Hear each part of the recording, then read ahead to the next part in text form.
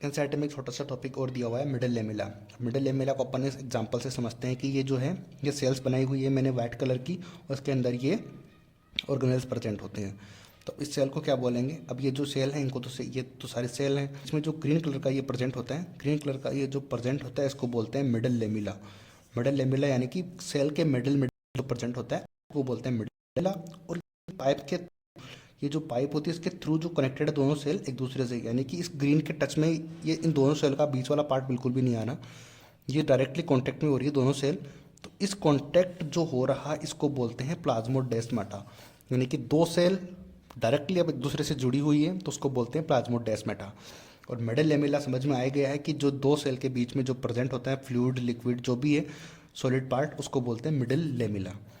Made up of the calcium pectate का ये बना हुआ होता है, बस इतना सा ध्यान रखना है आपको कि कैल्शियम पैक्टेट का ये बना होता है मिडिल लेमिला। और होता क्या है मैंने आपको बता दिया, डायग्राम से आपको अच्छे से समझ में आ गया होगा, राइट। अगली बात आती है सेल वॉल की, ये भी बहुत इंपॉर्टेंट टॉपिक है। अब ये है किस किस टाइप से है, जो सारे टाइप सारे एनसीईआरटी के जो टाइप्स हैं, सारे एनसीईआरटी में जो पॉइंट्स हैं मैंने सब यहाँ पे कवर कर दिए हैं। तो ये है तो होती है नॉन लिविंग रिजिड स्ट्रक्चर होती है। सेल वॉल की बात कर रहे हैं अपन, तो इसके फंक्शन जो होती हैं, डब्ल्यू का मतलब होता है कि वर्क वर्क डन क्या क्या करती है ये, ठीक है। इसके ध्यान रखना है कि एक तो शेप ऑफ सेल, सेल को शेप देने का काम सेल वॉल ही करती है। सेल प्रोटेक्शन, ऑब्वियसली सी बात है सेल को प्रोटेक्ट करती है। प्रोवाइड बैरियर, बिल्कुल हर किसी को अंदर आने जाने नहीं देगी तो ये बैरियर का काम करेगी।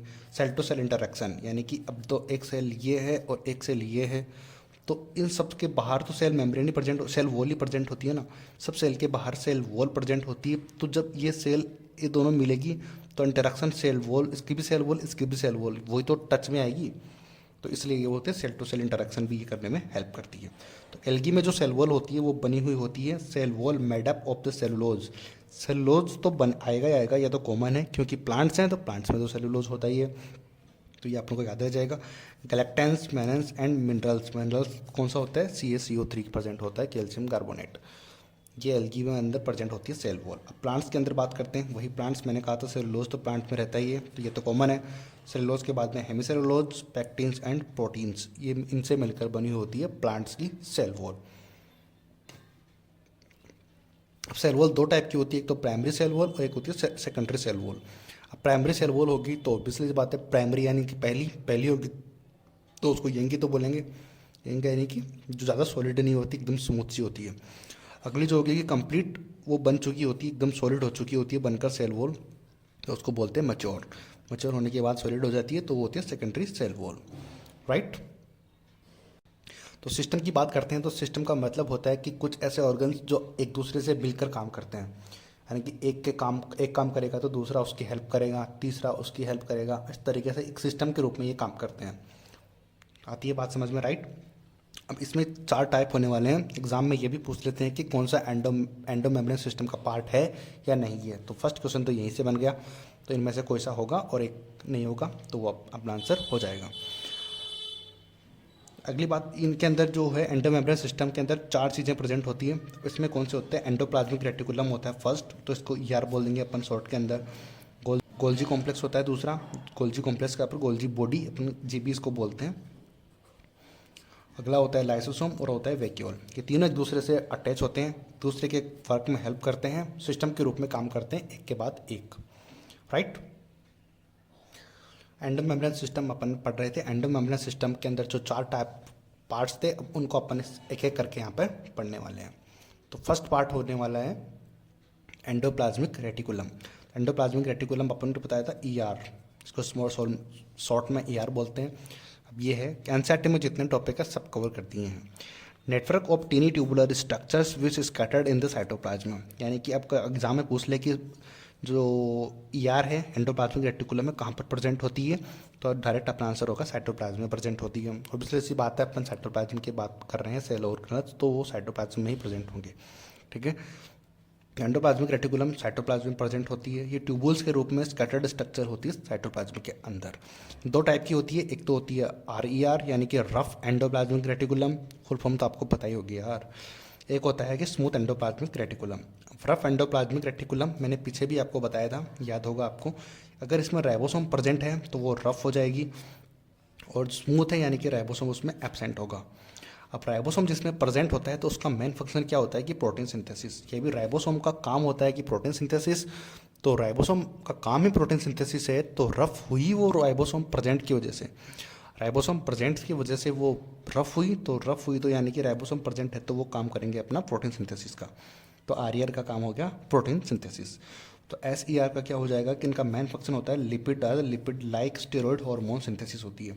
मेन तो काम करती है लिपिड फॉर्मेशन का करती है, और लिपिड के जैसे जो स्टेरॉइड हार्मोन होती हैं वो भी, यानी कि स्टेरॉइड हार्मोन्स का जहाँ पर भी नाम आए लिपिड और स्टेरॉइड, तो वहाँ पर आपको स्मूथ एंडोप्लाज्मिक रेटिकुलम कर देना है, राइट।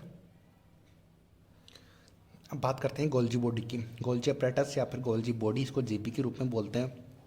अब देखो, densely stand reticular structure near the nucleus, nucleus के जस्ट पास में ये प्रेजेंट होती है गोल्जी बॉडी, और जो कि रेटिकुलर स्ट्रक्चर के रूप में होती है, जाली की तरह प्रेजेंट होती है। मैं आपको डायग्राम के नीचे मैंने डायग्राम बना रखा है, वो दिखाता हूँ मैं आपको।